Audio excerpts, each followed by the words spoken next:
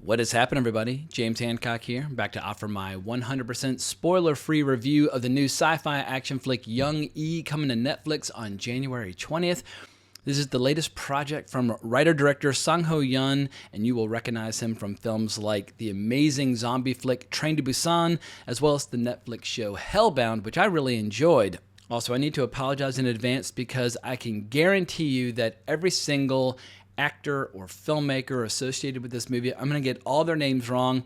I'm not even completely convinced I'm getting the name of the movie correct because I watched the trailer several times. They say Jung-E or Young-E several times, but at any rate, I've been to Seoul, South Korea. I found the place to be fascinating, but my knowledge of the language is extremely limited. But let's talk about the movie itself, and once again, I'm under strict orders from the people who provided the press screener, not to mention any specific details of any kind, but anything from the synopsis or from the trailer I will consider fair game. But what is not a spoiler is I think this is the first cool movie that I've seen in 2023.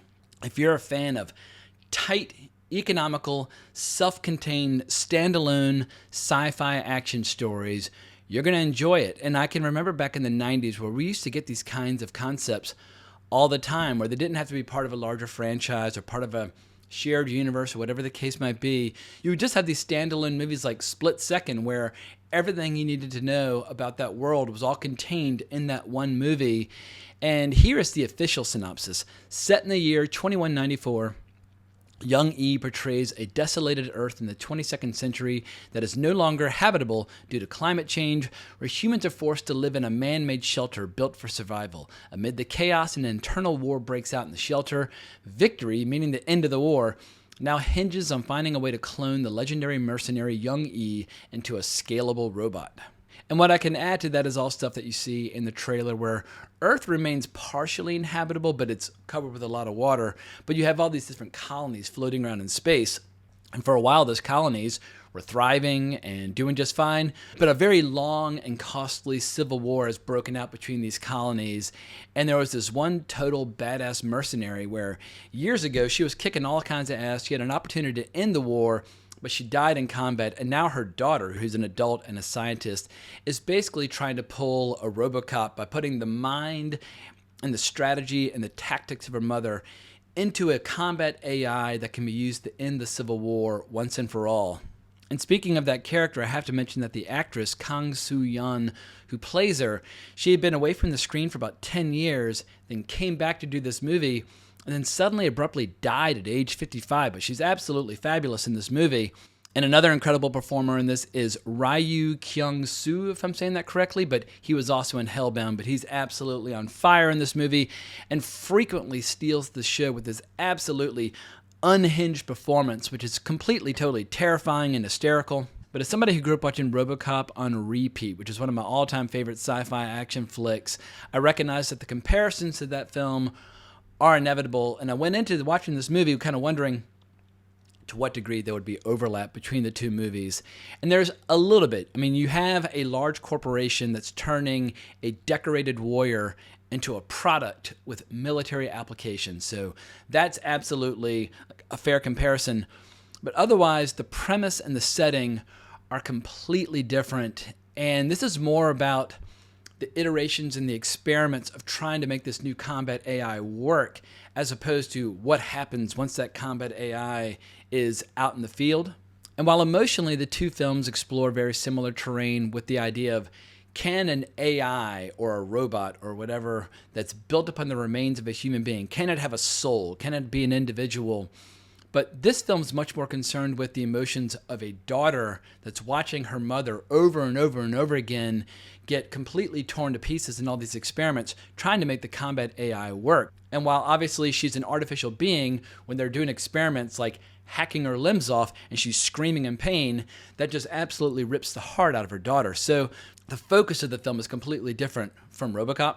But what I really liked about this movie is how, in spite of the fact that we're exploring a dystopian futuristic environment, and there's all this backdrop in terms of the Civil War that's been unfolding for decades, it doesn't waste any time getting lost in world building or exposition. This is a 98-minute movie, which, if you followed my channel for a while, you'll know I kind of regard as an endangered species. So immediately when I saw the runtime, I just completely, totally fell in love because I do think there is a role for 90-minute feature films. Not every movie has to be 2.5 hours fucking long.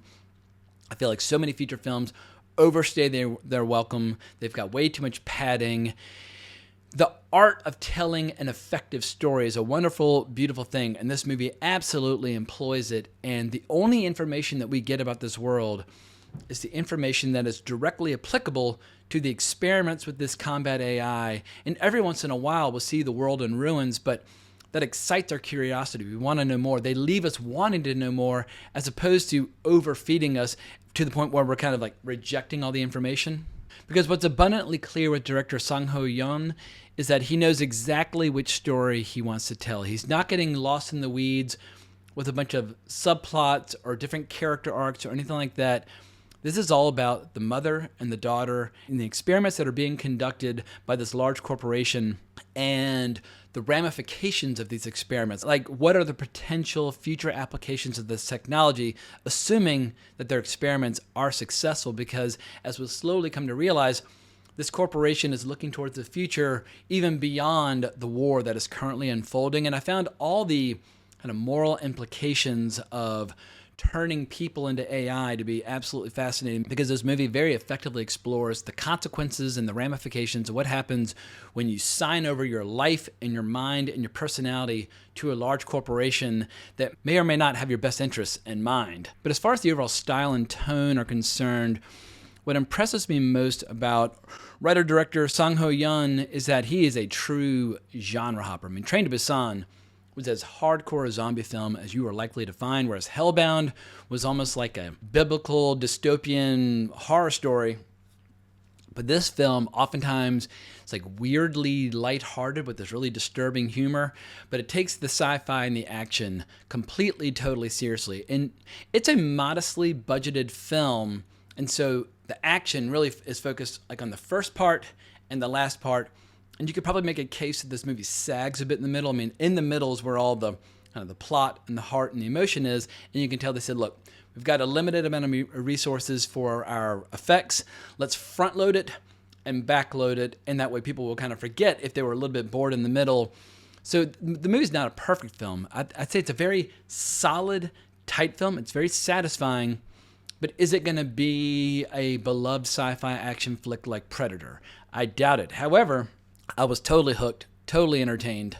And when it comes to great choreography and great shootouts, it absolutely delivers, because you basically have a single lone badass with a machine gun taking on a bunch of different robots of different shapes and sizes, and it's totally, completely hardcore. And because they're all, artificial beings, you don't have to worry about blood or gore or anything like that, giving this movie like a really hardcore rating. It's just technology ripping itself apart, but those scenes were particularly effective. And at the very end of the movie, suddenly the stakes get raised, and suddenly like the scale and scope of the movie got jacked up quite a bit. So I was like, oh my God, I thought I was watching this small, contained, intimate little drama. And now suddenly it's taking on a much larger focus. And I found that to be very satisfying. But at the same time, I can't really elaborate on like who the villain is, but the drama between the two protagonists and the villain always remains at the heart of the story.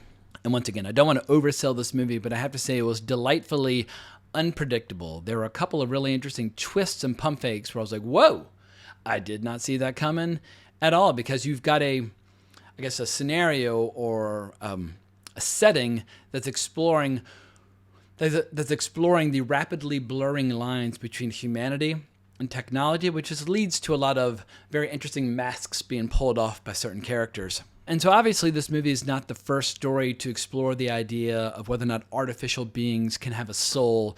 There are a lot of great novels and a lot of great movies that have explored that in the past, most obviously things like Blade Runner.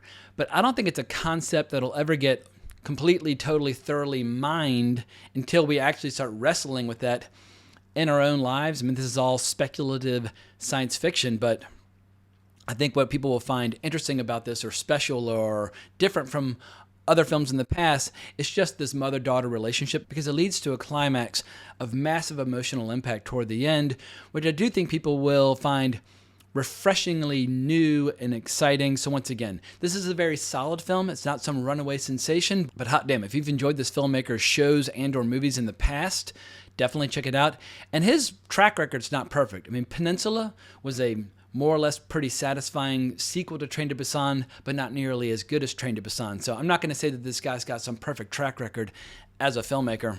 And another aspect which I think people will find very refreshing is that for once we get to see a genre movie that is completely, totally divorced and independent from the ridiculous culture wars in America, where I hate how every video game, every show, every movie now has to become kind of like a proxy war, like the new front line for a battle to, save or end all of civilization. It's made it a hell of a lot less fun to talk about fantasy, science fiction, superheroes, etc. when everything is so completely, totally politically charged, and I just find it draining and exhausting, and more often than not, boring. This movie is totally independent from all that, and so it'll give you, what's hilarious is how escapism now no longer provides an escape in so many cases. This is a rare case where escapism actually will allow you to escape. So definitely check it out. But before I wrap up this video, I do need to bring you some breaking news from Manscaped, the official sponsor of my podcast, Wrong Reel, because Manscaped now sells beard products.